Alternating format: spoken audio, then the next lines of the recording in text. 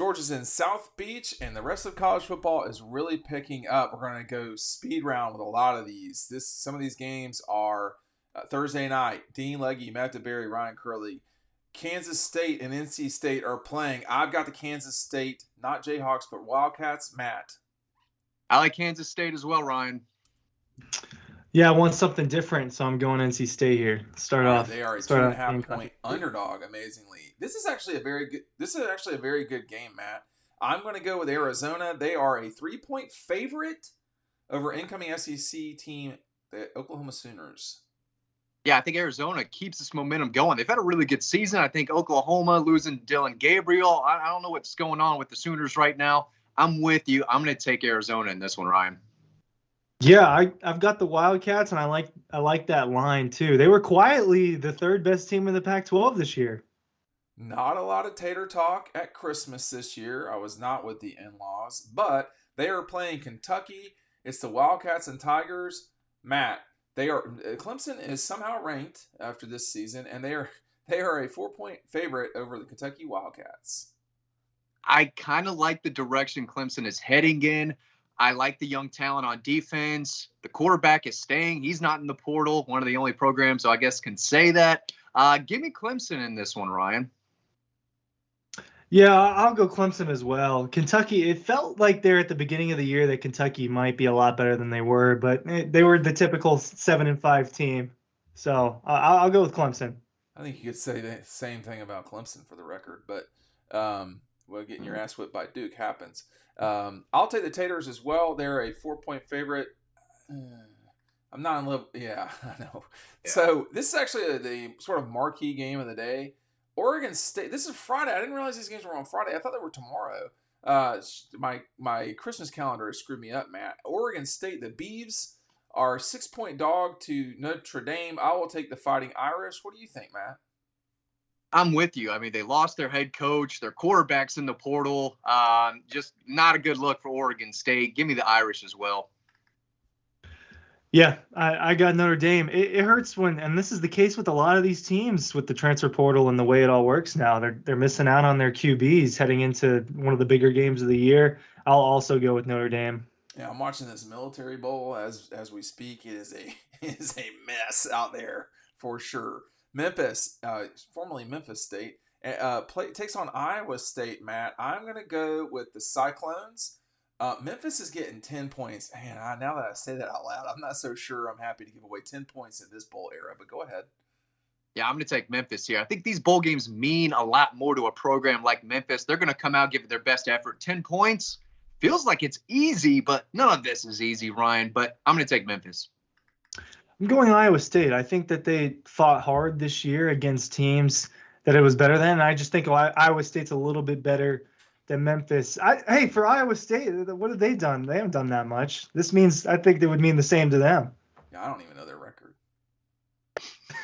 Classic. I'm sorry, did you take – so you've made your pick, correct? Yeah, I'm going with the Cyclones, -10.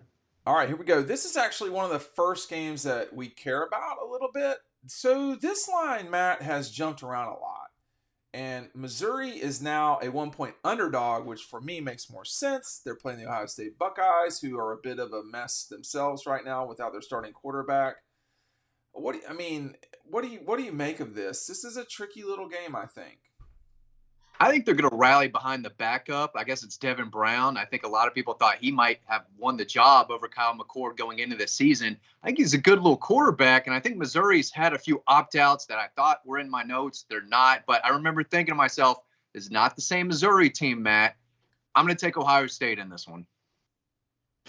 I'm going Missouri. I'll take the points and go Missouri. I thought they were just as good, if not, right at that level as Ohio State was all year long. And, Ohio State's not going to have every single one of their guys. I think they're going to have most of their guys. The fans online seem to be pretty excited about Devin Brown, but new is always better. Yeah, I mean, why would you start the other guy the entire season? There's not a conspiracy here. So I'm going to take Ohio State. I would not be at all surprised with either of these teams winning. Ohio State has more depth. That's what I'm going to work with during these holiday seasons. This holiday season. There's another fun Big Ten SEC game. I'm not. I don't. The more I think about this game, Matt, Ole Miss is getting 3.5 points. They can score. Now they didn't score a lot against Georgia. Penn State ain't Georgia. I guess Penn State will win this game. Not in love with them. I like Ole Miss. If I'm getting free points in Atlanta, I think give me the Rebels. Although the last time the Rebels played, the last Rebels in Atlanta aren't such a hot thing. Thanks, Sherman. Oh, wow. I like is that too soon? No, it's not too soon at all. I thought it was funny. Listen, Penn State's still in the fraud category for me. Ole Miss has the quarterback returning, the receivers coming, the running back. There's a lot of good mojo, positive vibes around the program. I'm going to take the Rebels in this one, Ryan. Yeah, I've got Ole Miss. I think they're a better team than Penn State. So I like taking the better team with 3.5 points. It might be hard for Ole Miss to score on this Penn State defense, but Penn State can't score. They just can't score. They can't score half the time. There was like 1 or 2 games where they had a pop this year. Other than that, it was rough. I'm not sure they're not the better team, but I don't want to go full on hardcore SEC bias. We're going to see how that goes right now with this disaster of a game. I don't even know what the bowl is. It's Auburn as a 7-point favorite over Mark Weiser's Maryland Terps. Train wreck. Give me Hugh Freeze's crying eyes and the Auburn Tigers. Same.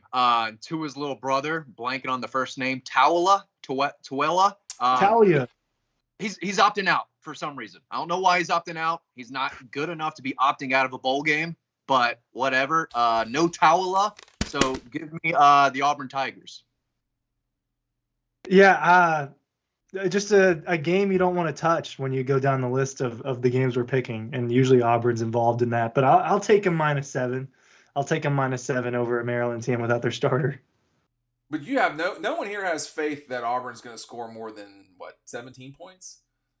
They could put up 50, and I wouldn't be surprised. Really? With what quarterback? I really think. This might be one of the uglier games of the bowl season. I think this could be tough to watch. We should probably not be groupies and keep it moving here. This next game, Ryan, is on your favorite net. This next game, Ryan, is on your favorite network, the CW. I know this is actually the Barstool Bowl. The only reason I know that is because it's on the CW, which is kind of an interesting thing. How did they work that deal out? Anyway, the Wyoming Cowboys are a 3.5-point favorite over the Toledo Rockets. Quick notion here, Matt. Wyoming's head coach is retiring. How does this matter? I've got the Cowboys. Tell me what you think. Oh, I have Toledo written down on the story, but I like that little tidbit. I really do. But I'm going to stick to my guns, stick to my Rockets, actually. How about that? Give me Toledo and the Rockets over the Cowboys, Ryan. Yeah, I'll go with the Cowboys' real guns. And I'll go with Wyoming. Not a great channel, right? I mean, a lot of not great TV comes through there. And this is probably not going to be great TV either, but I'm going to go with Wyoming. Yeah. So another not great SEC Big Ten matchup. LSU and Wisconsin. I don't know who the quarterback is at Wisconsin, but it ain't Jaden Daniels. It is not Jaden Daniels who won the Heisman Trophy. Guess who else is not playing with Jaden Daniels? LSU. That's why they stuck this game on ESPN2. Disaster. I do not like the Big Ten, Matt, at all. It's not great football right now. Even though it's a 10-point line, and LSU, I don't trust at all. At least they got Nussmeier. That's my understanding, at least. Although we had Joe Milton checking out today when we're recording this. What is happening out there? Give me LSU, and we'll keep it moving. Yeah, go Tigers. Go Tigers. I like that Nussmeier kid. He can sling it, as we saw in the SEC title game last year. He's got a big arm. He's been waiting for this opportunity. I've got no trust whatsoever in Wisconsin, so give me the Tigers, Ryan. Yeah, I'll go LSU. Just at the end of the day, they've got more depth and talent, no matter if they have a handful of guys opting out. But, yeah, I mean, it was in the second half against the Georgia team that maybe was slowing down, but we've seen it firsthand that he's not afraid to let it rip. Yeah, I mean, we'll just see. This next one is kind of curious. Well, I'm going to skip one real quick. I'm going to go to Tennessee and Iowa on ABC. Joe Milton opting out of this game. The line has only moved a point, so I'm not going to really mess with it for us. It's amazing that he's only worth a point, which is strange to me. Tennessee and Iowa, I'm actually have to write this one down. I'm going to actually still take Tennessee. They're starting this new quarterback that Matt's going to tell us more about. The Vols in Iowa on ABC at 1:00. Yeah, Nico. I'm not going to try to pronounce the last name yet. I'm not an expert, but he's a big time. He's got a possible NFL first-round caliber arm talent. I don't know if he can play quarterback, Dean, but this kid's got a big arm. Everyone's raving about this kid. He's going to be the Tennessee starter next year. I think they could be pretty good next year with him. Maybe this is a coming out party, but that Iowa defense is strong. They're stout, low-scoring game, but I don't think Iowa's going to score much at all. Give me Tennessee. Oh, I'm going to take Tennessee as well. I had that written down before the Joe Milton news. Doesn't change my mind really. I just think that the Tennessee team can score. They can score and get this thing to where they can win by 10 or more points. I'm excited to see this guy. I feel like I've read a lot, seen a lot. So we're finally going to get to see maybe the future of the next 2 years of all football. All right, nobody wants to see this next moment. We are contractually obligated to talk about it. Oregon and Liberty are playing. Listen, there's no explanation for Liberty being in this game. I hope Oregon wins this game by 1,000,000 points. This is so stupid. Give me Oregon -17, Matt. -17, which is a really good golf score. Yeah. What's the motivation here if you're Oregon? Is it just Dan Lanning getting his guys ready to play one more game? I think you're right. I think Oregon is clearly the better team. And I think they get it done, but no one wants to watch this, Ryan. No, it's the line should be bigger than 17, should it not? I mean, I'd agree. they're just so much better. I think that they'll win. I don't know by how much. Maybe 35, 40. I mean, seriously. 40. Well, it is Oregon. I mean, they can really score sometimes. Let's not get. Go ahead. You could see a 70-30 or something like that. All right, let's get to the bigger games. There are 3 left to talk about here. Alabama and Michigan, tight one again here on the line, but Matt has something to say about this game. Go for it.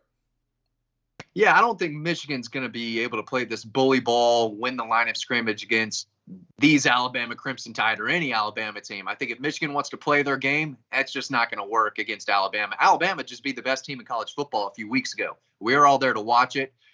They've got a quarterback who can make some plays. I think they're going to be ready for this game. I'm not picking Jim Harbaugh and that staff over Nick Saban and the way this Alabama team's rolling, Ryan. I think there's a bad matchup for the Wolverines. I think the Tide win again. Yeah, I like giving them points too. And you give Nick Saban and that staff a month to figure you out. I definitely lean towards that. You see what Jalen Milroe came out and said today. Georgia's defense is much more complex than Michigan's. A little bit more complicated. He came out and said that today before they even played them. So there was that. I mean, like Matt just said, they beat the best team in college football already. That's how I felt about Georgia. I still think they're one of the best teams, and I think they'll beat Michigan. I like getting them with the 2 points. Well, all that said, I'm taking Michigan, kind of like the contrarian here. So I don't know who's going to win this game, but my suspicion is that Alabama has, although they understand how to play at a higher level longer. My concern for Alabama is how many times you got to play at that high level, because they pulled that off 2 times in a row, and I think maybe they got 1 more in them. I don't know if they got 2 more. I think this is not a great season of college football in terms of the top of the top. So I think that maybe this is the year that Michigan does it. Whoever wins it this year, I think has done they have gotten a national championship. Even if this were Georgia, they will have gotten a national championship that was not the most complicated on earth to get. I'll take Michigan. I'll live with the Alabama hate. There are 3 teams that can win the national championship. I'm not sure about another one, in which I will continue my soliloquy here. Texas is a 4.5 point favorite in New Orleans over number 2 Washington. I've got Texas. I think right now they have all the players and all the things that you need. They have the best or second best quarterback in this thing. They have all the big guys that you need. They have A.D. Mitchell, who is really good. They have playmakers everywhere. I think Washington is going to see something they've not seen before. in the Pac-12 or what's left of the Pac-12. That's what I think, Matt. I will take Texas in this game. Yeah, Texas has everything in front of them.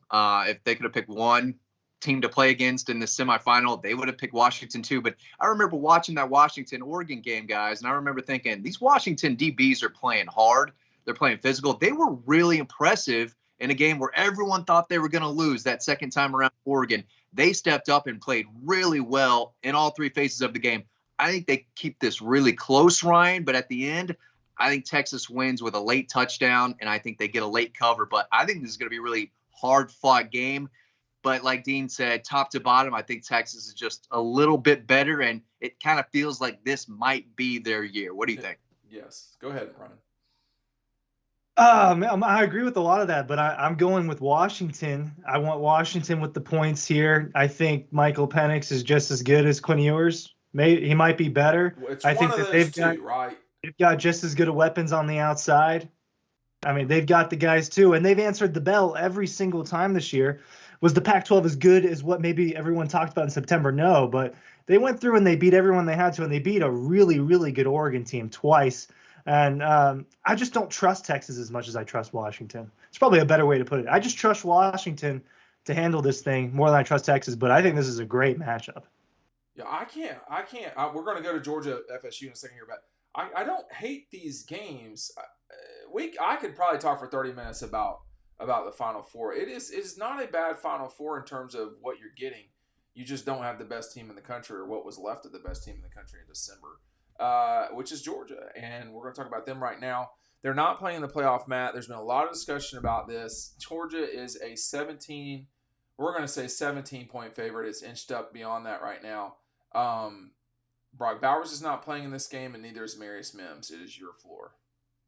Yeah, I think Georgia's still taking this game seriously, and Florida State is checked out. A lot of those guys have quit. They don't want any part of the Dogs, whereas guys like Javon Bullard saying, hey, I get a chance to play for Georgia maybe one last time. I'm going to take that opportunity. They're a more connected team. They're all in, it seems, still, even without the national championship, in their sights. They're going to be ready. I think there's a chance they could really embarrass Florida State if they have the opportunity to do so. Dogs win this one big, Ryan. The line's too small. I mean, the line's too small. I don't get why it hasn't moved up more at this point. Just with each little thing that's happened across this whole thing, I don't get why it hasn't moved that much from the original 14. This is the game out of however many we just picked. This is the one I felt the most confident about. I think Georgia's going to go down there and just win very convincingly.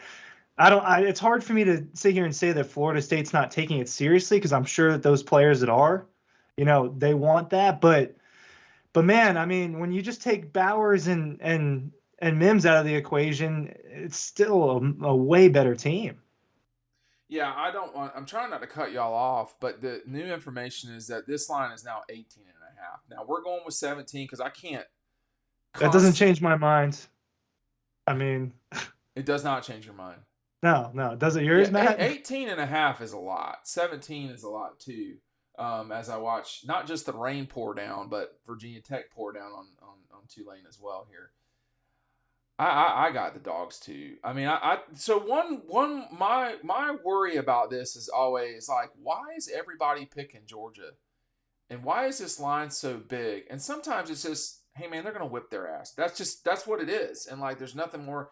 I don't like the way that Florida State's, maybe not the team, but everything around Florida State is about what didn't happen, or how they're going to lead the league and all this.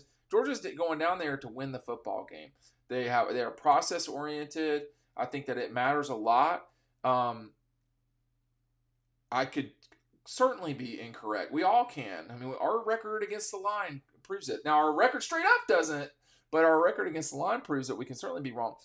Florida State could cover 18.5, but as far as who's winning the game, man, I just don't see it for Florida State. I don't think. I mean, they're better in South Carolina, but like, this is like Tennessee territory in terms of where the line was. I mean, 18.5, that's a lot. Actually, Tennessee was not that high, but it was at Tennessee. So I've got the Dogs. I know this sounds stupid to some degree considering this moment, but I do think, Matt, that Georgia's got something to say, maybe not something to prove about this season. I'll throw it to you for the last word on this. Yeah, they could make a statement to everyone else and say, hey, college football playoff committee, you got it wrong. We should have been in there. But at the end of the day, this Georgia program plays to a standard. And I don't think state does. And they're still going down there to play football, play winning, disciplined, connected football. And I don't think that's going to change. So could get ugly. We'll see. Right. Yeah, it would have been better for them to have like a statement win if it was a Florida State team that was a lot closer to full strength. I think regardless, I think it's more about Georgia than anything else. I think it's way more for them and winning and finishing the season right is the phrase I've heard several times from the players and the coaches. So I think it's about doing that and having, like Matt was saying with Javon Bullard, if that is his last go around, them having one last opportunity to do that, do it together, and like they said, finish it right. So I think it's more about Georgia than it is the outside world. But yeah, that is another opportunity to say, hey, we just killed the number 5 team that you guys thought was better than us. Yeah. I will say one last thing here, which is that the sort of bullshit of it all here is that Florida State's in a can't lose situation. They're right. They're massive underdogs. This thing could possibly get to 20 in no time. And they're being disrespected by everybody, by Vegas, by the committee, by the ACC, and if Georgia wins by however much, then everybody's like, oh well, they were supposed to win. So Florida State's totally playing with house money, not the house money that they wanted, but they're in a can't lose situation. Thanks for watching.